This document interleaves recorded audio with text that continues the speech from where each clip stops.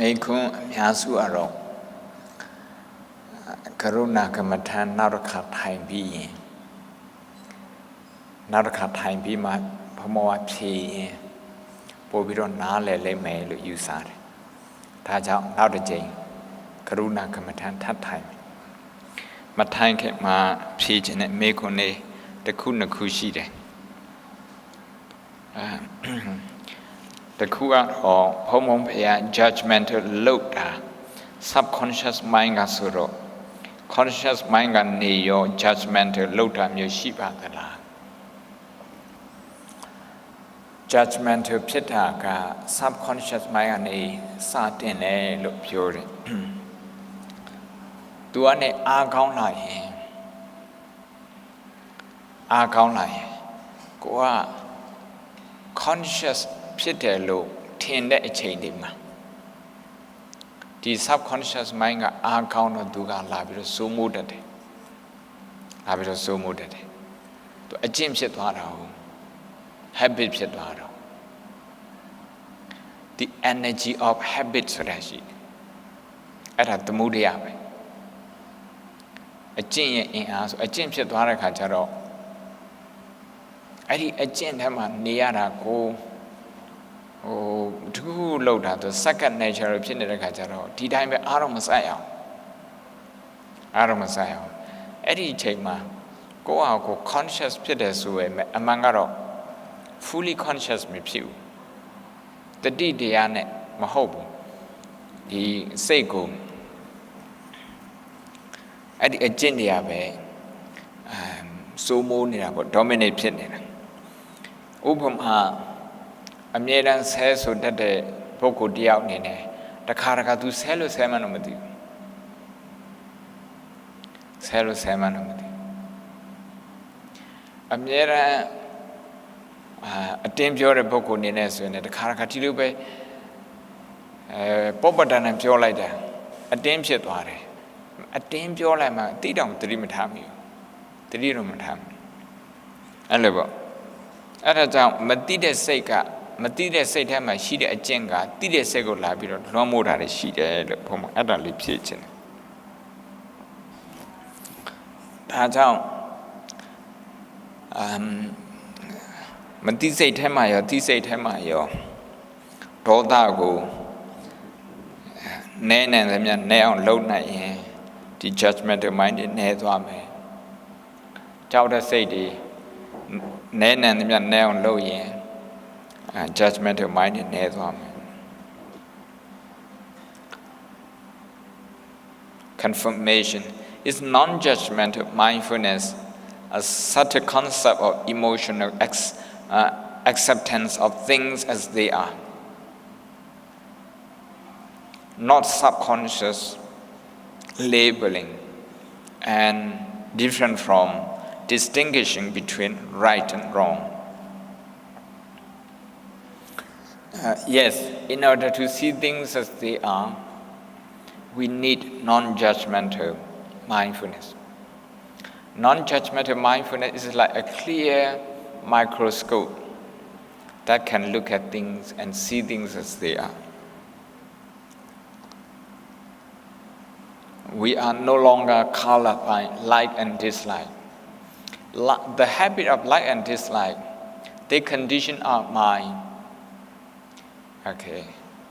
to go after something and to run away from something else. So the mind is always busy running away from something, running after something. That's because of its judgmental habit. So non-judgmental mindfulness, yes, is as a concept of emotion acceptance. Is more than a concept. It's about removing what is blurring, our view. Judgmental mind is blurring our view so that we don't see things clearly.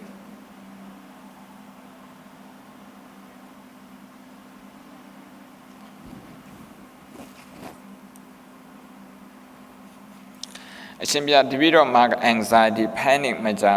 ခဏဖြစ်တတ်ပါတယ်ဖေဟာအသေးဖွဲကိစ္စလေးတွေမှာလည်းပဲဒီလိုအမြဲဖြစ်လက်ရှိပါတယ်ဒီချိန်မှာမိမိစိတ်ကိုတည်ငြိမ်အောင်လုပ်ဖို့ခက်ခဲလာပါတယ်ဒီလိုအချိန်မှာ mindfulness ဖြစ်အောင်လုပ်လို့ရမယ်အကြံလေးများပေးစီလိုပါတယ်ဖေဟာဒီကရုဏာပွားတဲ့ဟာက mindfulness ပါပြီးသားပါ mindfulness ပါပြီးသားတတိအခြေခံတဲ့ကရုဏာတတိပဋ္ဌာန်အခြေခံတဲ့ကရုဏာဒီနေရာမှာပါ mindfulness ဖြစ်တာတော့ဆိုတော့ဒီစိတ်ထဲမှာမိမိရဲ့စိတ်ထဲမှာတောကတွေများနေတယ် anxiety တွေများနေတယ်အဲ့ဒီဟာကိုမြင်အောင်ကြည့်လိုက်တယ်လက်ခံလိုက်တယ်လက်ခံပြီးတော့စိတ်ကိုဘယ်ဘက်ကိုပို့တာတော့ဆိုတော့ကရုဏာဘက်ကိုပို့တယ်။အော်ဒီမှာဖြစ်နေပြန်ပြီ anxiety ဖြစ်လာပြန်ပြီ anxiety မဖြစ်ခင်မှာလည်း anxiety ဖြစ်နိုင်တယ်အရင်တော့ဖြစ်ခဲ့တယ်အဲ့ဒါကိုကြည့်ပြီးတော့ပြန်တွေးပြီးတော့ကိုယ့်ကိုကရုဏာပွားပါကိုယ့်ဟာကိုယ်ပဲကိုယ် anxiety တခုပဲကြည့်ပြီးတော့သူများ anxiety ကိုမကြည့်ဘူးဆိုရင်ကိုယ့် anxiety ကအကြီးဆုံးဖြစ်တတ်တယ်အကြီးဆုံးဖြစ်တယ်လို့ထင်တတ်တယ်အတ္တဆိုတာအဲ့ဒါပြောတာဒါကြောင့်မလို့အလိုလိုနေနဲ့သူ့အနေနဲ့သူပုံကြီးချဲ့တတ်တဲ့ magnifying လုပ်တတ်တယ်အဲ့ဒီအတ္တဆိုတဲ့စိတ်ကိုနဲအောင်ဆိုဘယ်လိုလုပ်မှာလဲဆိုတခြားလူတွေရဲ့ဒုက္ခကိုမျှဝေစားမယ်မျှဝေတခြားလူတွေ anxiety အကြောင်းတွေးပြီးတော့သူတို့အတွက်ကရုဏာပွားမယ်ဘုံအမြဲတမ်းပြောတဲ့စကားလုံးနဲ့ရှိတယ် more pain is less pain less pain is more pain the meaning is when you want to have less pain and you run away from other people's pain you disconnect yourself from their pain if you want less pain like that you are not well prepared to cope with pain so whenever any pain any inconvenience arises your mind is ready to magnify it to top it up so in the end it means less pain means more pain here in the karuna compassion meditation practice we are taking on more and more pain we are connecting with more and more pain by doing this our subconscious mind will get informed at some point that I am not alone I am not alone when we realize that we are not alone that's what it means anatta we come to see pain as being universal we come to see physical discomfort as being universal when we see that the mind is no longer magnifying the pain instead is ready to let go to turn pain into compassion so more pain means less pain more means less less means more I will answer other question at the end of another session so now we are going to do another session a little bit longer than the earlier one the earlier one we did 10 minutes this time how long we should be doing 1 hour 2 hours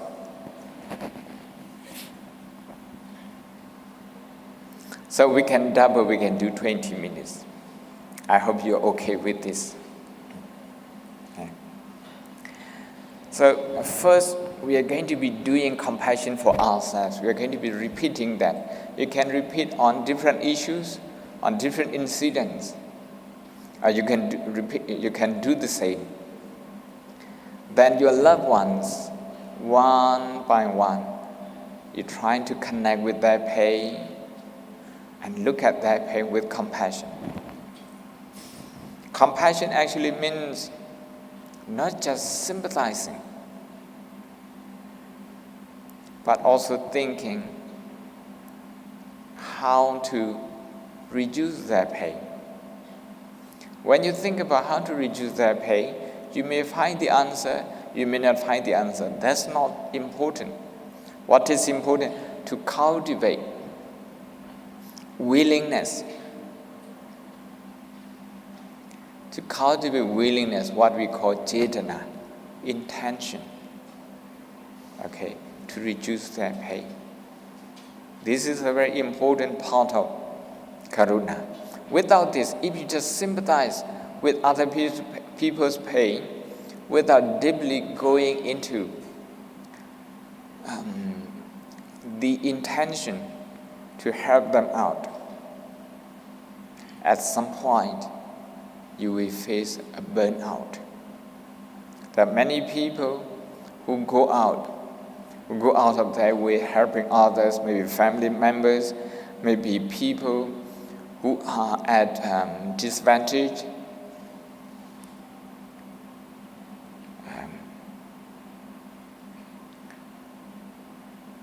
Through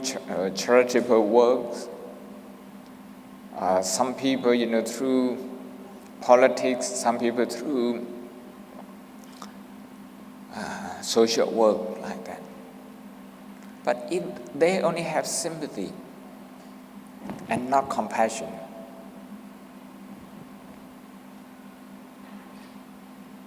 they may not be able to stand the burden of suffering for a long time. So compassion here means if you are going out, if you're going to help, a group of maybe refugees, for example, if you just see that only these people are suffering, no other people are suffering, and people who cause refugees, if you don't see their pain, if you just partialize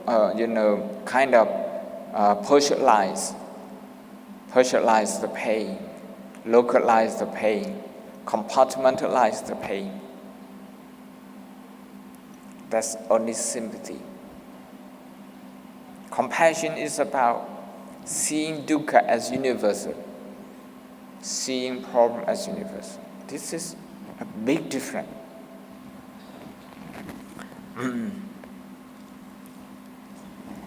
I have a book, it's called, this again from Harvard Business Review,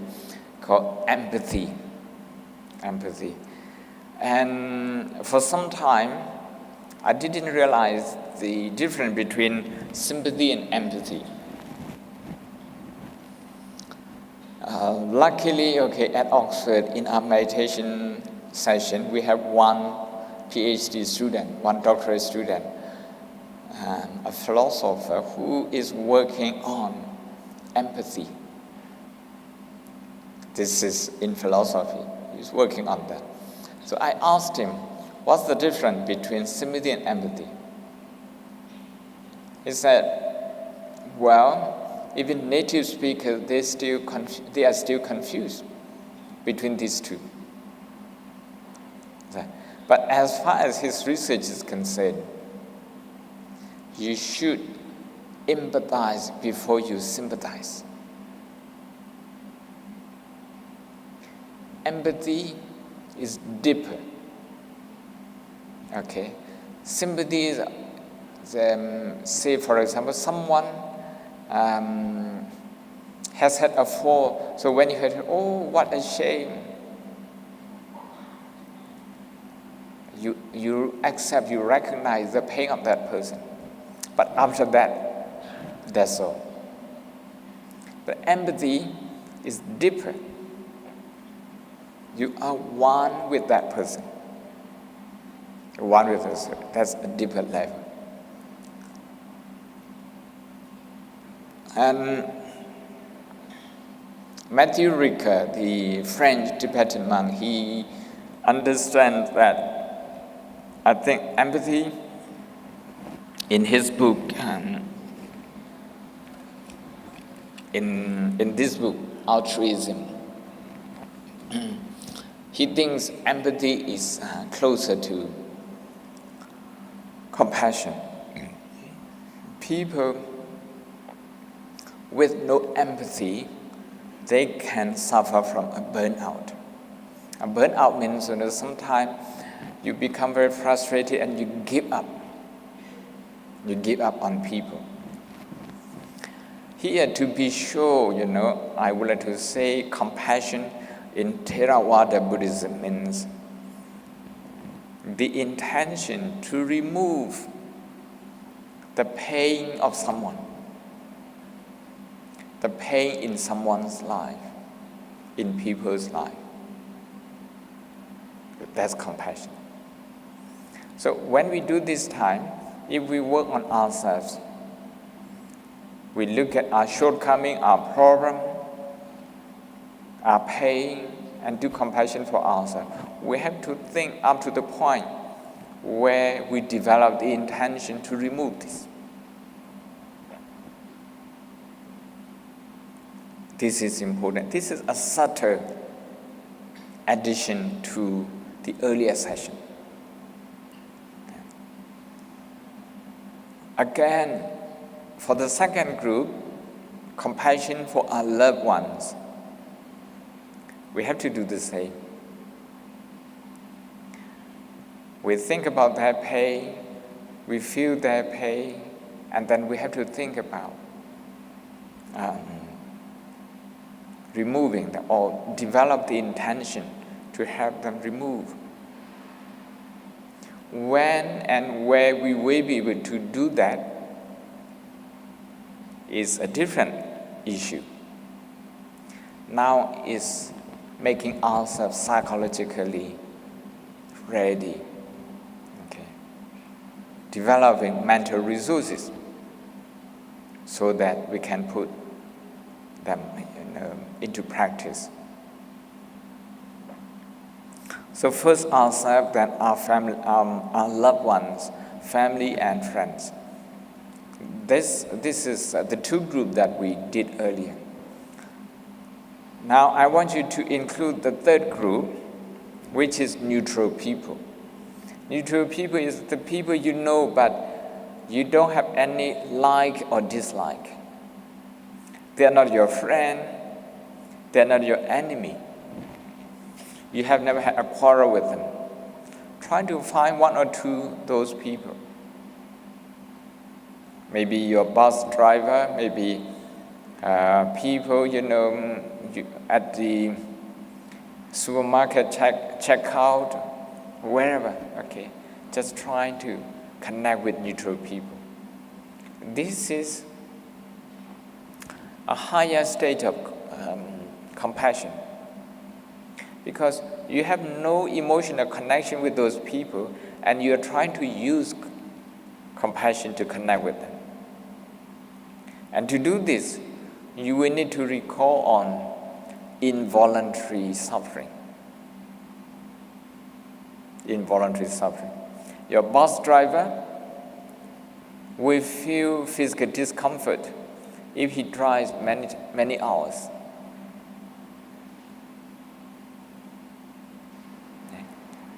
Rich people, they will feel the same. Poor people, they will feel the same.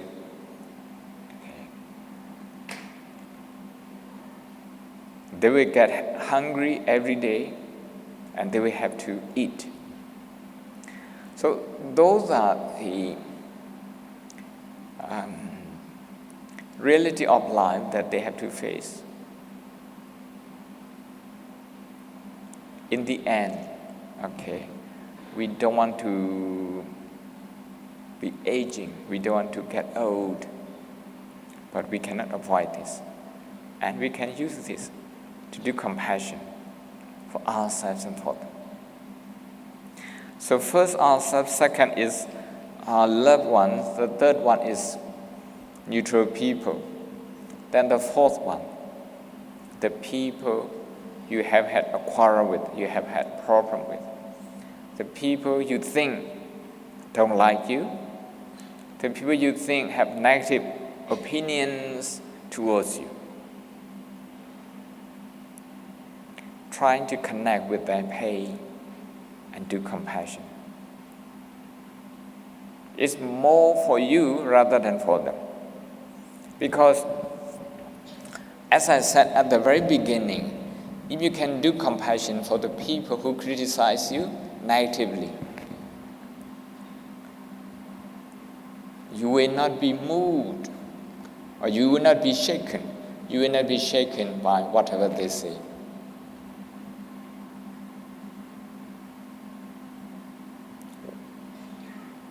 So you are more stable emotionally because you can connect with their pain and have compassion on them. Otherwise,